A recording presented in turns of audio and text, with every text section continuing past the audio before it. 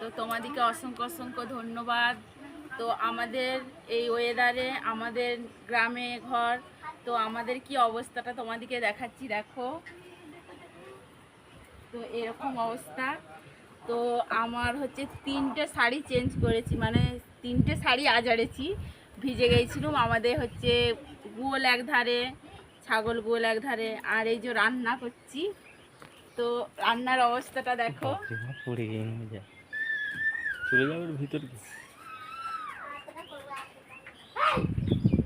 তো আমাদের সত্যি এরকম ওয়েদার করলে প্রচুর কষ্ট হয়। তো তো দেখো আমাদের অবস্থাটা দেখো,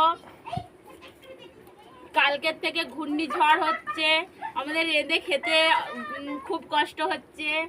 আমাদের হচ্ছে অনেক দূরে জল আনতে যেতে হয়, আর ভিজে ভিজে সব কিছু করতে হচ্ছে, তার জন্য